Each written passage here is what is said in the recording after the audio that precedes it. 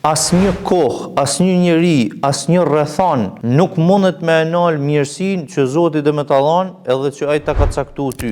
Po lexoja Kur'an dhe për një moment u frymëzova me një shpresë shumë të madhe duke medituar. Allahu xhaleshanuhu na tregon historinë e Ibrahimit a.s.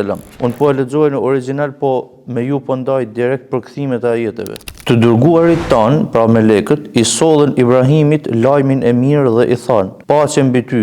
Ai u përgjigj: "Paqja qoftë mbi ju."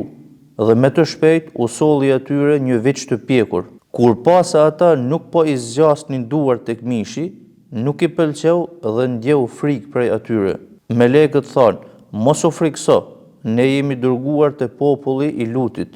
Gruaja e tij, pra gruaja e Ibrahimit, që rrinte aty, qeshi kur ne i dham lajmin e mirë për Ishakun e pas Ishakut për Jakubin.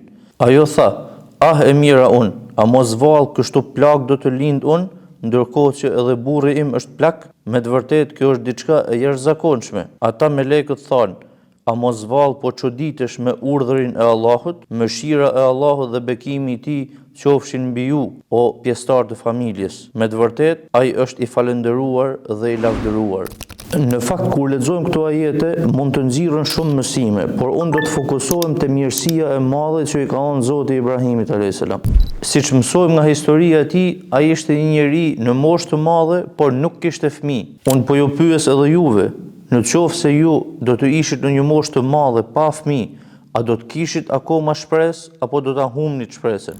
Ibrahimi a.s., një njeri në pleçni, pa fëmijë, Zoti i jep një të tillë mirësi që me u quajt baba i pejgamberëve.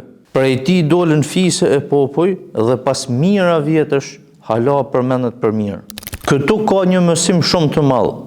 Asnjë kohë, asnjë njeri, asnjë rrethon nuk mundet me nal mirësinë që Zoti do më ta dhanë edhe që ai ta ka caktuar ty. Prandaj ti duhet më u bë njeri i mirë. Na duhet më u bë njerëz të mirë edhe duhet me u dorëzu Allahut dhe me e ditë, me besu fort në zemrën tonë, në shpirtin tonë, se atë që na ka caktuar Zoti nuk mundet kush me nal, nuk mundet kush me na marr.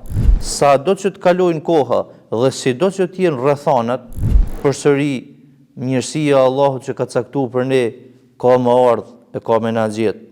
Dhe na kena me dalë të fitum, në qoftë se jemi besimtar.